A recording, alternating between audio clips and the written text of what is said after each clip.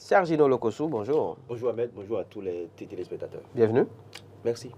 On démarre par le quotidien La Boussole, Sergino Lokosu, qui propose dans ses colonnes ce matin embellissement des villes à l'orée des fêtes officielles.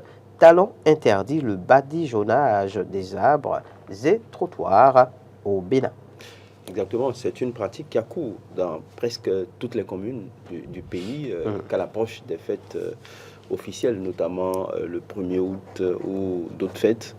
On a tout fait de constater que les arbres sont badigeonnés avec des peintures de différentes couleurs, alors qu'on ne se soucie plus des dégâts écologiques, que des dommages que ces peintures peuvent avoir sur ces arbres-là, qui quand même constituent une source importante pour nous, pour l'air que nous respirons au quotidien.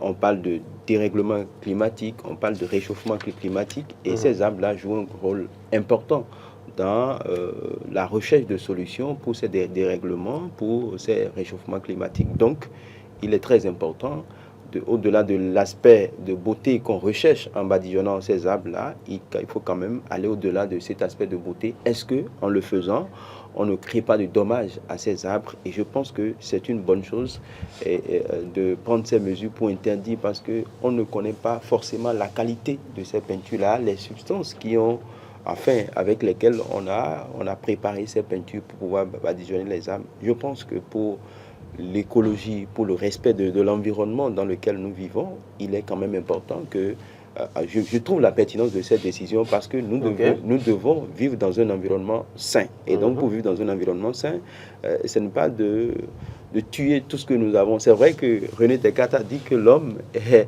par les sciences et les techniques, l'homme sera possesseur de la nature. Possesseur de la nature, à quel titre est-ce que nous devons tuer la nature dans laquelle nous sommes? Je ne pense pas. Et donc, je vois la pertinence de cette décision. On peut rendre nos villes belles autrement. On peut donner de l'attrait à nos contrées, pas forcément en badigeonnant les arbres à l'orée des fêtes officielles. Et je pense que c'est une très bonne décision prise par le chef de l'État. Et au-delà du Bénin, moi, je ne vois pas cette façon de faire dans d'autres pays de la sous-région. Mais on voit ça dans presque toutes les communes, les jardins publics, les lieux publics, on badigeonne les arbres. Et ce n'est pas une bonne chose. Vous parlez donc de préservation de la nature, de l'équilibre de l'écosystème, entre autres. Mais ces badigeonnages, j'y arrive, ne se font pas forcément, sinon uniquement, on va dire, au niveau des troncs d'arbres, mais également sur les bordures des trottoirs, par exemple. Et quand tu as parlé, peut-être, oui, de la qualité des peintures et de l'impact que cela pourrait avoir donc, sur la nature, mais également sur la santé de l'homme, à ce rythme, on arrêtera de mettre aussi de la peinture dans nos maisons, par exemple. Non, on ne va pas arrêter de mettre la peinture dans nos maisons, parce que ce sont des endroits publics. Et je pense que si ces façons de rendre beau, de rendre attrayant ces endroits ne rentrent pas dans une politique nationale, je pense que ça n'est pas une bonne chose. Badigeonner les trottoirs, par exemple, est-ce que le fait de badigeonner les trottoirs, est-ce que vous reconnaîtrez que par le passé, justement, cela donnait effectivement un aspect assez on va dire quoi, attrayant, attrayant. Voilà, justement, à certains endroits de la ville. Oui, exactement, ça donne un aspect attrayant. D'ailleurs, je ne vous coupe pas, mais la rédaction a réalisé un élément, par exemple, je pense que c'était avec Clémence Tournou-Coin au niveau de la place de l'Étoile Rouge. On se rappelle à l'approche justement des fêtes nationales, mais également des fêtes de fin d'année. À une certaine époque, cette place, par exemple, était, on va dire, décorée et les peintures refaites, ce qui n'est pas forcément le cas depuis quelques temps maintenant. Oui, je comprends. On peut rendre propre une place, pas forcément. Alors, il faut préciser, la SGDS fait toujours son travail au niveau de la place de l'Étoile Rouge. Exactement. Okay, donc, l'endroit est propre, sauf que oui, alors il n'y a pas de monde. Et on va dire que oui, les bordures, par exemple, la peinture à certains endroits, et notamment ceux qui utilisent la place publique, enfin la place de l'Étoile Rouge pour les différentes manifestations. À des moments donnés, on constate qu'ils ne prennent pas le soin de de nettoyer à la fin de ces manifestations. Donc, on constate par moment qu'il y a, des ordures un peu partout. Maintenant, je pense que pour badigeonner une place publique comme ça, comme celle de l'Étoile Rouge... Ce n'est qu'un exemple parmi tant d'autres. Oui, un exemple parmi tant d'autres. Ça doit quand même... enfin, c'est du rôle de la mairie de Cotonou, si j'ai bonne mémoire. Donc, ça doit faire partie désormais d'une politique nationale, notamment en dehors des places publiques, les routes. Parce que, vous savez, badigeonner les trottoirs, par exemple, je ne sais pas trop, ça peut quand même... c'est une façon de permettre aux gens de voir que c'est beau, au-delà de l'aspect attrayant. Est-ce qu'un trottoir, et quand vous prenez dans la conduite, parfois il y a des signalisations sur les trottoirs. Ce faisant, est-ce qu'on n'efface pas ces signalisations-là? Donc je me pose la question. Maintenant, on parle des bordures des trottoirs. Oui, si le badigeonnage des bordures des trottoirs ne cadre pas avec une politique nationale, à mon avis, est-ce qu'il ne s'agit pas là tout simplement de faire des économies une fois de plus, comme le chef de l'État nous y a habitués depuis. C'est possible aussi, parce que souvent, c'est des millions qui sont dépensés pour pouvoir faire ces badigeonnages, enfin, des millions qui sont souvent justifiés par ceux qui le font. Donc, je pense que ça fait partie d'une politique que le chef de l'État ne voudrait plus que ça se fasse. Si ça doit se faire, c'est peut-être depuis le gouvernement qui va peut-être donner une autorisation pour que cela soit fait. Mais dans l'un dans l'autre, je pense qu'en ce qui concerne les arbres, quand même, il faut un respect. Il faut le respect de notre système écologique. On parle beaucoup plus du respect de l'environnement. On parle beaucoup plus de réchauffement climatique, du dérèglement climatique, où on a plus la pluie au moment où on devrait l'avoir. On a la saison sèche, enfin au moment où on ne devrait pas l'avoir aussi. Donc, je pense que respect des arbres, il faut entretenir les arbres, mais pas mettre des peintures sur les arbres. D'accord. Sur le même sujet, d'aucuns s'étonnent par exemple de voir un courrier, pour parler ainsi, du président de la République adressé justement au maire et au SE, alors que oui, un ministre aurait pu le faire tout simplement, ou même les préfets auraient pu... parce qu'il y a un communiqué donc, sur les réseaux en tout cas qui circule dans certains forats où on se rend compte que oui, le communiqué est signé du chef de l'État lui-même. Non, le blé ne se pose pas.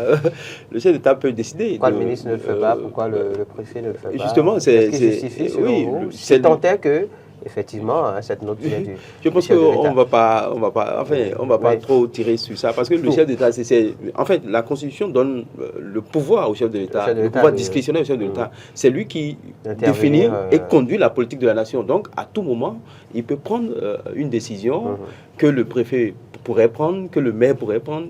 Il décide, c'est à lui de décider de le faire ou de confier. Et donc, c'est un peu ça. S'il le fait, moi, je pense qu'on ne peut pas lui jeter, lui faire ce reproche-là, parce que c'est lui qui conduit la politique de la nation. À un moment donné, si ça capote, comme on le dit, nous ne voyons plus les maires ni les préfets.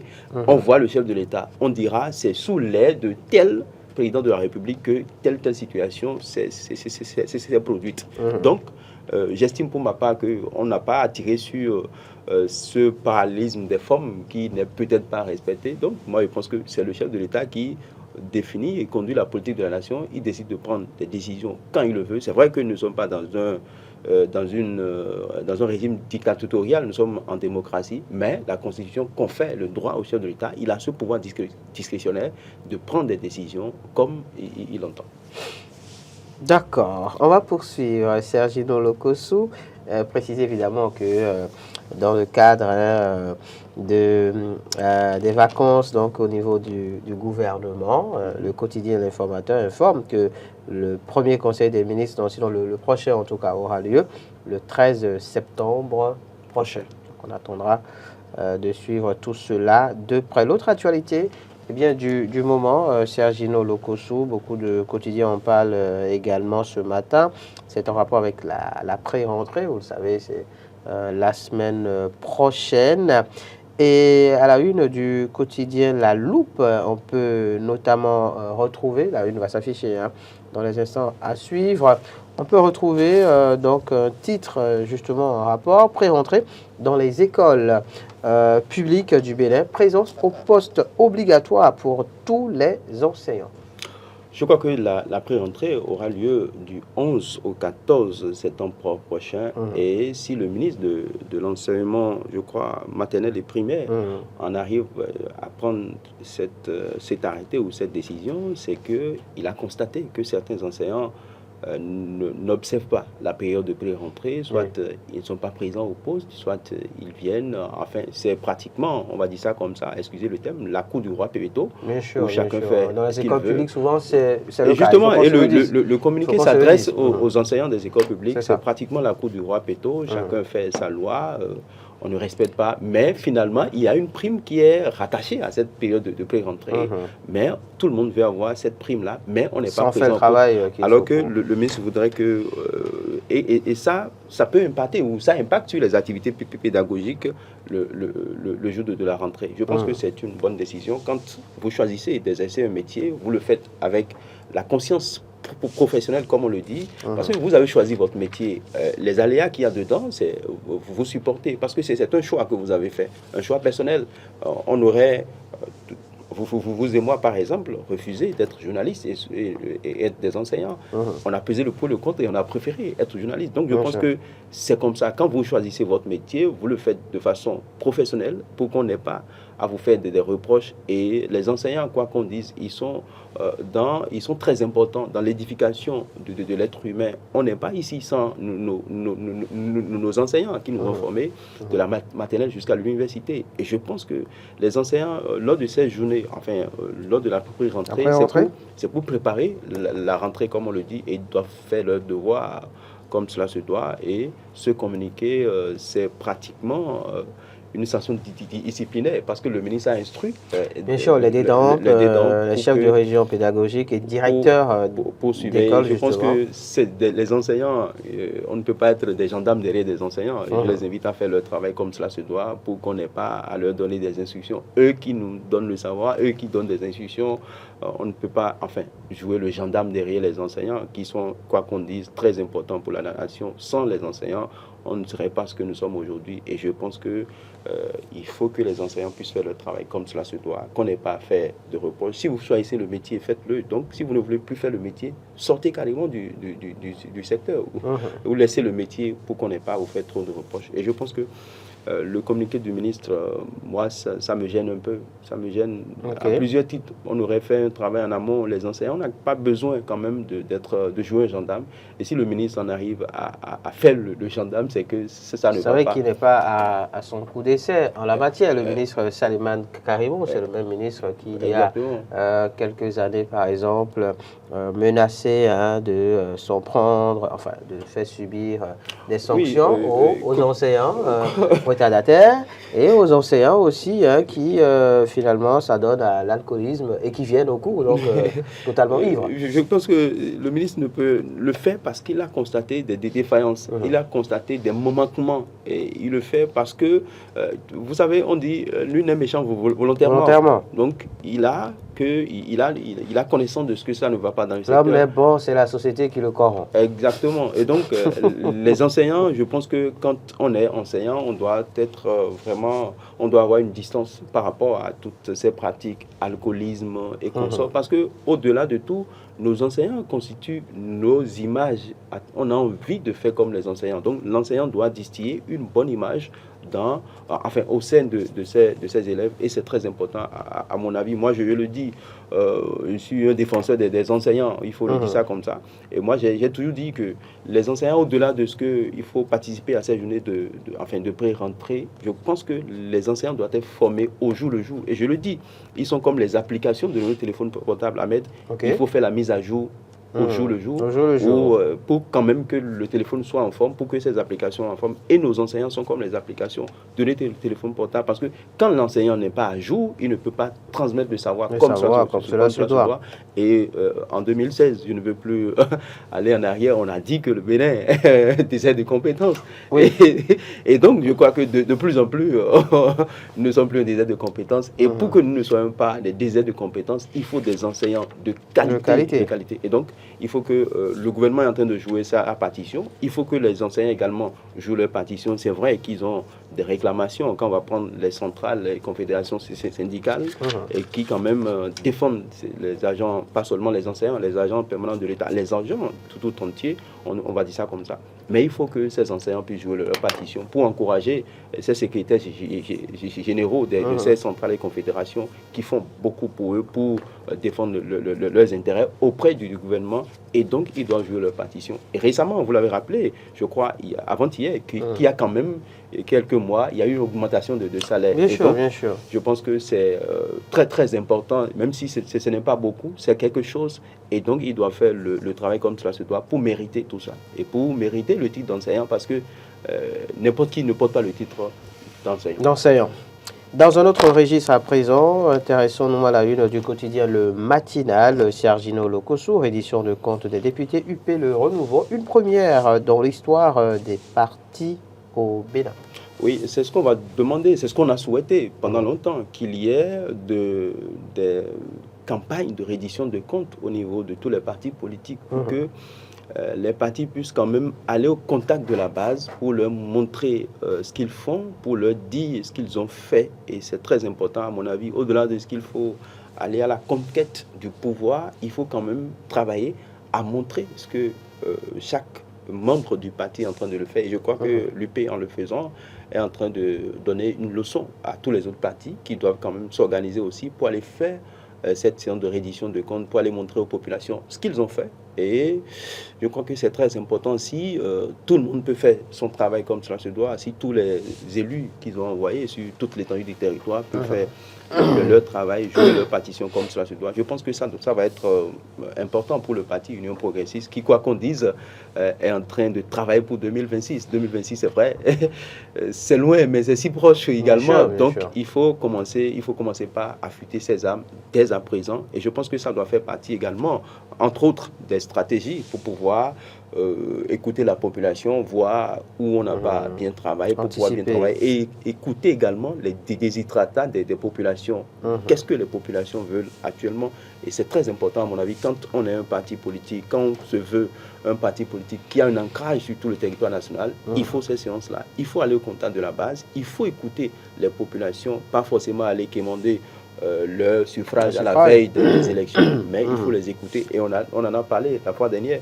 Et que les populations inondées, par exemple, par la pluie des eaux, c'est le moment d'aller vers, c'est vrai, de rendre compte et de les assister. Je pense que c'est très important. Et au-delà de l'Union Progressive Le Renouveau, on va inviter les autres partis également, les autres formations politiques, justement, à faire de même. À faire le même exercice, notamment au Parlement aujourd'hui. Il y a les démocrates, il y a le bloc républicain. Restons au niveau du parti UPR et pourquoi pas du bloc républicain, puisque ces deux partis font partie intégrante de la mouvance présidentielle. Avec Gascani Info, on peut lire ce matin, présidentielle 2026, Diogbenou face au risque d'éclatement de la mouvance. Oui, si le journal Gascani Info arrive à titrer, parlant de la présidentielle de 2026, c'est qu'il a fait une analyse forcément sur ce qui se passe au sein de la mouvance présidentielle. C'est vrai qu'on se dit, est-ce que Diogbenou, arrivé récemment en politique, c'est vrai qu'il a déjà une notion, qu'il a déjà des bases en politique, mais arrivé récemment dans le sérail, on va dire ça comme ça, est-ce qu'il aura l'étoffe nécessaire pour concilier les humeurs avant 2026 et puis, si possible, après 2026? Parce que ça n'est pas évident. Quand Gascani Info dit Diogbenou face au risque d'éclatement de la mouvance, c'est quoi? C'est que, est-ce que la mouvance pourra trouver la personnalité qu'il faut pour... Faut parler des humeurs, en fait, pour ne pas parler des ambitions. Exactement, oui, des ambitions. Clairement, mais disons les choses clairement.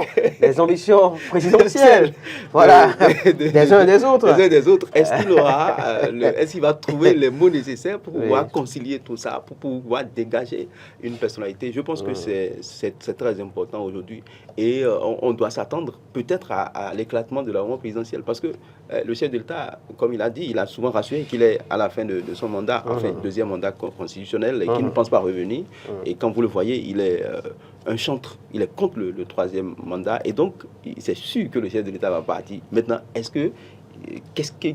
qui va jouer le rôle de dauphin? Qui sera le dauphin?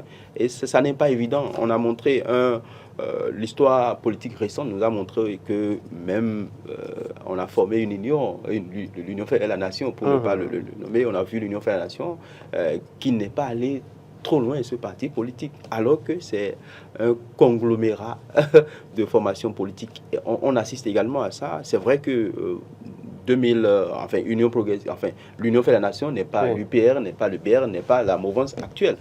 Donc, mais je pense que ça sera difficile de dégager quelqu'un. C'est vrai qu'il y a une personnalité, pour ne pas le nommer, Olivier Bocor, dont la candidature est suscitée. On pense que c'est, le ministre des Sports dit que c'est le meilleur. C'est le mieux préparé de tous. Maintenant, quand on va prendre la formation politique UPR, c'est vrai qu'au-delà de Diogbenou, il y a quand même que Diogbenou aura un grand rôle à jouer en tant que président du parti.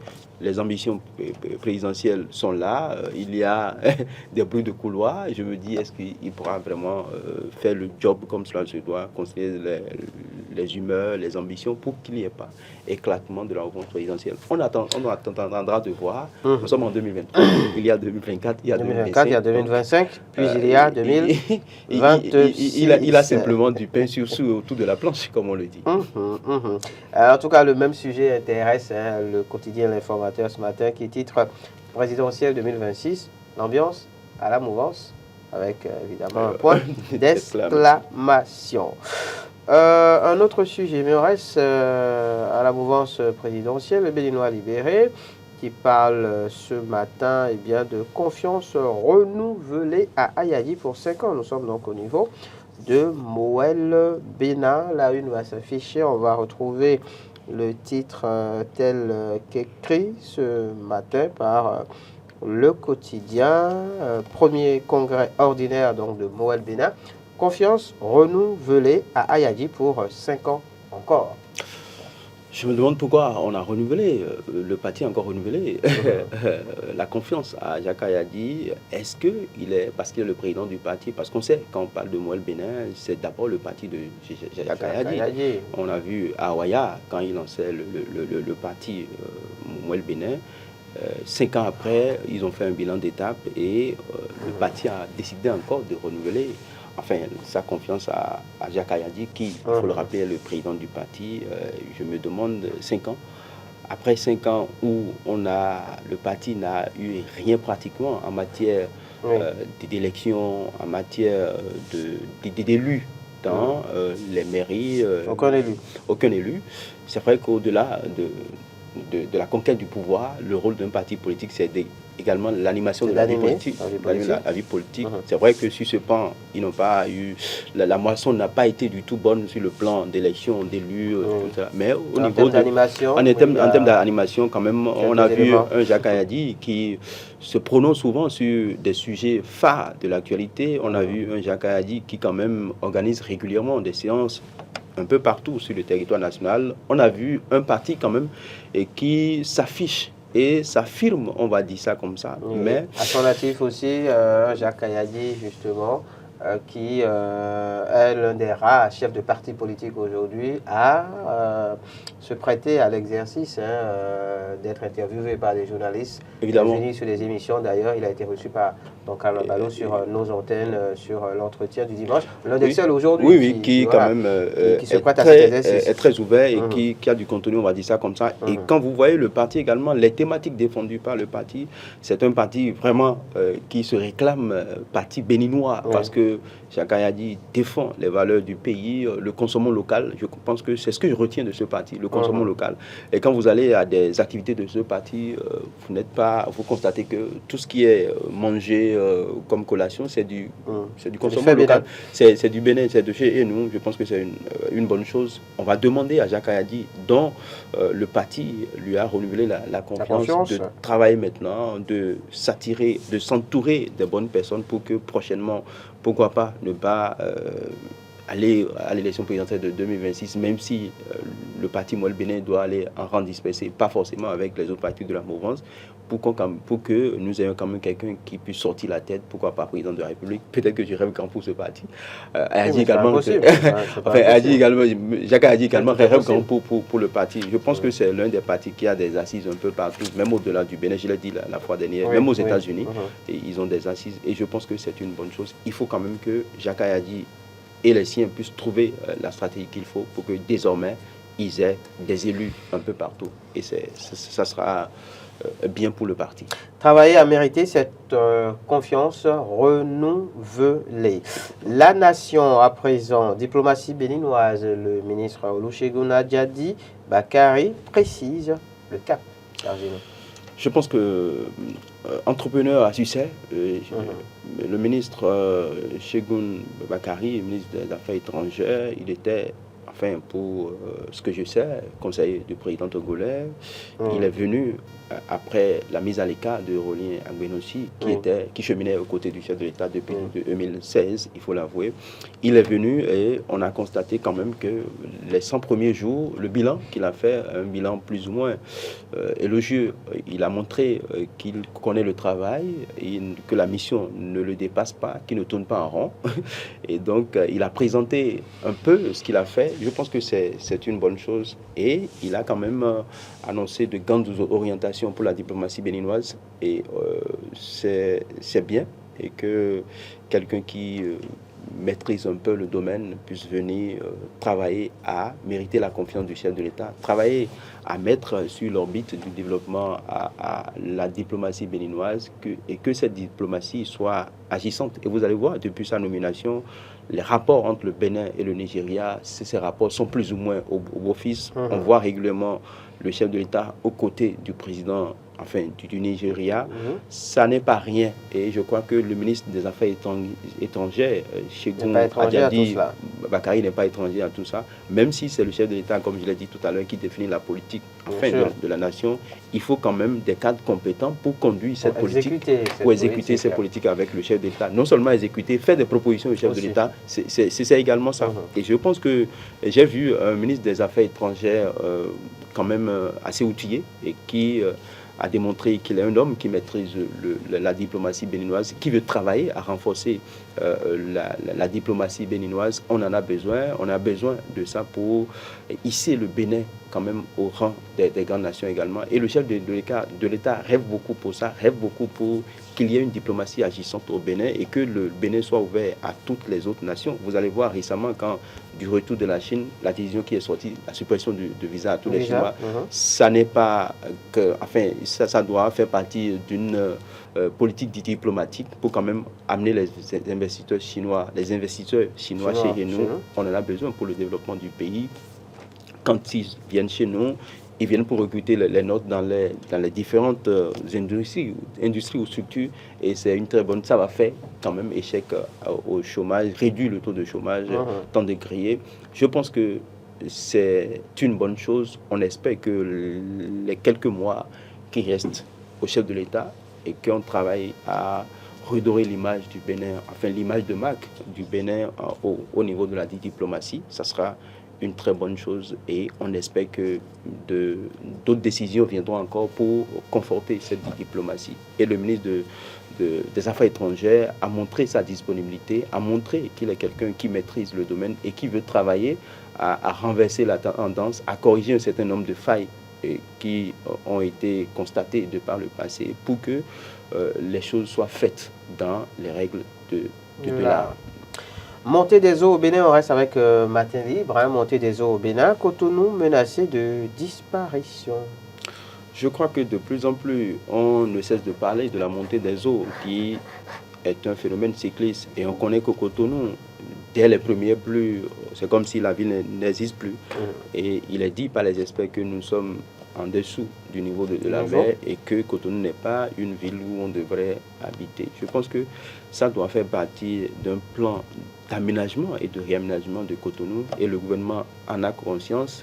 Les travaux d'asphaltage qui ont été initiés dans la ville ont quand même essayé de corriger un peu la chose. Les endroits où il y avait inondation aujourd'hui, ces endroits, on ne constate plus trop d'inondations. Je veux parler du quartier Agla, par exemple, comme un exemple, du quartier Agla où dès les premières pluies, ils deviennent des batraciens, ils deviennent des poissons, on va dire ça comme ça, en griffe, et quand même avec la campagne 3CI qu'on a connue par le passé, qui a montré c'était une époque. Vraiment, c'était une époque. Aujourd'hui, on constate encore les mêmes choses. Et je pense que il faut que le gouvernement ose encore davantage, parce que Agla n'est pas comme ça aujourd'hui sans les décisions audacieuses du chef d'État, notamment d'un préfet que nous connaissons, de l'ancien préfet du littoral, qui quand même, lors des opérations de déguerpissement des trottoirs, a été très ferme.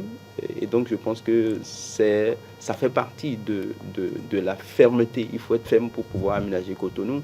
Et je crois qu'il faut le faire, parce que quoi qu'on dise, c'est la vitrine du pays, la ville de Cotonou. Quand les gens viennent de l'extérieur, la première descente, c'est à Cotonou. Et quand vous descendez à Cotonou, il faut que Cotonou montre un bon aspect, parce que de Cotonou, on peut déjà quand même faire une idée de ce que se faire une idée, voilà, du pays. Et donc, je pense que les autorités doivent prendre des décisions audacieuses pour pouvoir aménager ou aménager de nouveau la ville de Cotonou, si le faut. Badigeonner les bordures, badigeonner les ordures, et les populations qui vivent, les populations qui vivent dans le lit des cours d'eau. Il faut qu'on enlève ces populations pour que l'eau puisse avoir, puisque la trajectoire de l'eau se soit respectée et qu'on n'ait pas d'inondation. Parce que quand il y a les inondations, ce sont les mêmes qui crient au chef de l'État. Et la première personne qu'on appelle, président Patrice Talon, au secours. Donc il faut quand même que le gouvernement puisse encore prendre des décisions audacieuses pour pouvoir bien aménager la ville de Cotonou. On doit le faire, parce que moi je le dis, toutes les réformes ont leur lot de mélancolie, et donc il faut quand même qu'il y ait des réformes chez nous, et il faut le faire. C'est parfois dur, le chef d'État l'a dit, la potion est amère, et si on sait que la potion doit guérir la maladie, on doit prendre ça, même si elle est amère. Elle est amère. Autre réforme avec un bilan satisfaisant, vraisemblablement. On reste avec Matin Libre. Projet des classes culturelles. Sergino Lokosu. Matin Libre, titre ce matin, année scolaire 2022-2023. Projet des classes culturelles. Bilan satisfaisant. Avez-vous le même avis, même sentiment? Oui, oui, j'ai le sentiment que ça doit être satisfaisant, le bilan. Je n'ai pas encore lu l'article, mais de ce que je vois, de ce que je sais, je pense que c'est d'abord une bonne chose, des projets de classe culturelle, parce qu'au-delà de ce que il faut des connaissances pédagogiques, il faut quand même renforcer les élèves en ce qui concerne la culture, en ce qui concerne le sport. On en a besoin pour l'édification de l'homme, il lui faut le sport. Il faut également qu'il ait des notions en matière de culture, de musique, de musique également. Musique, théâtre.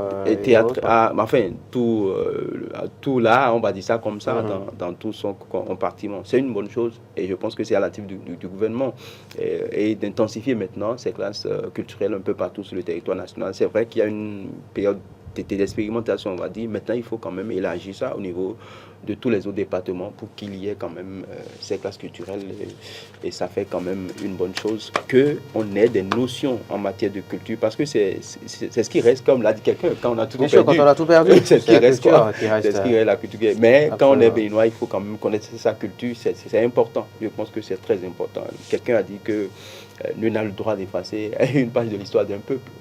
Car un peuple sans histoire est un monde sans âme. Donc il faut quand même que nous puissions connaître notre histoire, notre passé, et ça va nous permettre de rebondir et de nous développer. Ceci n'est pas une histoire, ceci ne relève pas de l'histoire, mais plutôt de l'actualité, du présent. Quête désespérée dans les stations-service. On parle de commercialisation du gaz domestique à Cotonou et environ. Fraternité a titré sur ce sujet aujourd'hui, Sergino Lokosu. Oui, c'est l'une des denrées, si je dois parler de denrées rares actuellement, en dehors des préoccupations liées à la rentrée des classes. C'est également le casse-tête des parents aujourd'hui. Où trouver le gaz domestique pour pouvoir préparer aux enfants? Parce que nous sommes en ville et on a pris l'habitude de laisser de côté le bois, le charbon, et on n'a pas le gaz. C'est difficile. C'est un retour au charbon, et c'est difficile, c'est compliqué pour certains ménages, enfin, dans la capitale économique Cotonou, de faire recours au charbon encore. Mais le gaz n'existe pas. Là où on trouve, c'est de la spéculation. Et c'est vrai ce que le quotidien Fraternité a fait, l'enquête du quotidien Fraternité ce matin. Et c'est le rang. Moi, j'ai eu devant, enfin, je ne fais pas de publicité, il y a une station-service devant le quotidien Fraternité, 2-3 jours. Moi, j'ai vu un rang, disons une file indienne de population à la quête du gaz, domestique. Et dans toute la ville, il n'y a pas le gaz. Là où vous trouvez, c'est la spéculation. Ce qui est à 4 000 et quelques fixé par le gouvernement, ça va jusqu'à 8 000 aux endroits où vous trouvez. Donc c'est compliqué. Je pense que le gouvernement doit travailler dans ce sens. Si ça n'existe pas, on peut comprendre. Mais si ça existe, il faut que ça soit cédé au prix fixé par le gouvernement. C'est très important. Et nous sommes au Bénin. Les populations, les commerçants et les commerçantes profitent de cette période, de cette situation pour faire de la spéculation. Et il faut que le gouvernement joue les gendarmes derrière ces commerçants véreux qui quand même n'ont pas pitié des populations. Parce qu'au-delà de la morosité économique qui ne permet pas aux parents de préparer la rentrée comme cela, on a dit ça avant-hier ici, il faut quand même essayer de leur faciliter la tâche en cédant le gaz au prix normal. C'est vrai que le produit n'existe pas. Si vous êtes un vendeur, vous voulez vendre, vendez ça au prix parce que ils n'achètent pas ça à un prix élevé à la source. Et pourquoi le vendre à un prix élevé quand on veut vouloir céder aux populations? Je pense que le gouvernement doit travailler dans ce sens, travailler à ce que ça ne manque pas. Parce qu'aujourd'hui, on parle de protection de l'environnement et le gaz l'utilisation de gaz, ça ne permet plus de faire de fumée, de faire de trucs là pour empêcher, pour porter atteinte à notre environnement. Et donc je pense qu'il faut que le gouvernement travaille. Le ministre du Commerce, de l'Industrie et du Commerce a un grand rôle, les services de ce ministère-là ont un grand rôle à jouer, c'est-à-dire de veiller encore sur la pratique de voies, peut-être des patrouilles pour aller constater. Alors c'est vrai que le ministère a sorti un communiqué exigeant donc à ce que le gaz soit vendu au prix initial et qu'il n'y ait pas de surenchère en la matière. Après la question c'est justement la disponibilité du gaz. Et d'ailleurs en la matière, Laurent proposait il y a quelques jours sur un plateau par exemple, à l'autorité de rendre ce gaz disponible, si tant est que, si on suit évidemment les avis de Robert Akombessi et de Enes Ouaguidi, tel qu'évoqué par le quotidien Fraternité ce matin, qui estime qu'il s'agit d'une pénurie artificielle créée donc pour augmenter le prix, ou encore que les commerçants véreux se plaisent à développer la spéculation. La proposition, c'était par exemple que oui, que l'autorité rende alors disponible le gaz domestique, peut-être à certains endroits stratégiques, comme au niveau, je dis des bêtises, des bureaux d'arrondissement, au niveau des mairies, au niveau des écoles, par exemple. Alors c'est vrai que la rentrée va démarrer, ça va être compliqué. En tout cas, qu'on rende donc ce gaz disponible, que l'autorité prenne l'initiative de rendre le gaz disponible, qu'il soit vendu donc au prix initial. Fixé par le gouvernement, de sorte donc à contrecarrer finalement le projet de ces commerçants véreux qui veulent faire de la spéculation et finalement pourrir la vie aux populations. Parce que quand on vous dit qu'on a acheté le petit gaz, le tout petit gaz, enfin pas le tout petit, mais le modèle moyen, voilà, vendu normalement autour de 4 500 francs, quand on vous dit qu'on le vend à 10 000 francs CFA par exemple, 8 000 à des endroits donnés. Dans Cotonou ou Calavive, vous mettez la main sur la tête. Vous vous demandez où est-ce qu'on va à quelques jours de la rentrée scolaire. Oui, je pense que le gouvernement doit travailler à rendre disponible. Il faut travailler à rendre ce produit disponible. C'est très important. Pour soulager les peines des populations. Et ne pas créer une pénurie artificielle. Et je pense que le gouvernement ne peut pas créer une pénurie artificielle parce que le gouvernement travaille pour les populations. Je pense que c'est au niveau des commerçants qu'il faut recadrer. Il faut regarder les commerçants et rendre le produit disponible. C'est très important. Et il faut travailler à soulager les peines des populations. Autrement, des problèmes de santé vont subvenir justement. Et on va parler santé pour finir rapidement. C'est Gino Lokossou avec le quotidien La Boussole. Pandémie sanitaire au Bénin, une variante de Covid sème la panique. Évidemment, mais on n'apprend rien sur ça. Le gouvernement n'a pas encore sorti de communiqué. Le ministère n'a encore rien dit. Mais on n'a pas encore fait de sortie. Si médiatique par rapport à ça, on n'a pas encore eu de communiqué officiel venant du gouvernement pour nous dire de faire attention qu'il y a quand même un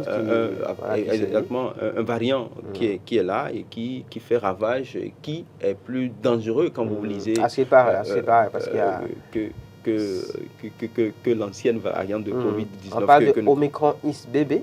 Omicron XBB. Et mieux, ce qui est étonnant, c'est que des structures de la place sortent déjà de communiquer pour permettre à leurs agents de prendre les dispositions qu'il faut. D'où toute l'inquiétude par rapport au silence. Exactement, du gouvernement. Est-ce qu'on doit faire de silence sur la Covid-19 qu'on a connue par le passé, qui quand même a tué beaucoup de Béninois, il faut l'avouer. Moi, je pense qu'on doit beaucoup d'activités. beaucoup attend que d'activités. le ministre puisse prendre de communiquer, le ministre de la Santé, soit faire une sortie médiatique pour nous éclairer davantage sur le fonctionnement de ce virus qui est venu. Parce que quand il y a Covid, on n'a pas oublié Covid-19, on est encore dans on subit encore les dégâts de ce mal-là. Et donc quand il y a une nouvelle variante, je crois que le gouvernement doit prendre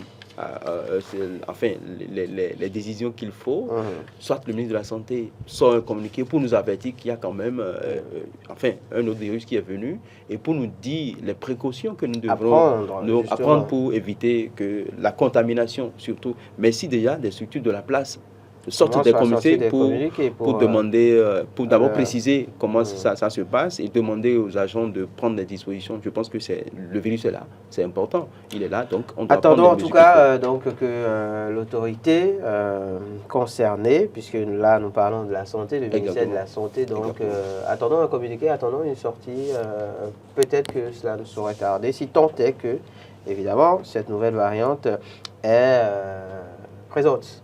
Au Bénin. En tout cas, même si pour le moment il n'y a pas eu de cas, c'est que ça pourrait venir parce que ce sont des virus voyageurs. Bien sûr, donc, quelqu'un a tout fait de l'amener au Bénin et puis ça va commencer. Donc, il faut prendre les mesures qu'il faut. Il faut nous donner des infusions. On a besoin d'informations. On a besoin d'informations. Il faut que le ministre de la Santé... officiel. Oui, sur le sujet. Sur le sujet. Merci à vous, Sergino Lokosso. C'est moi.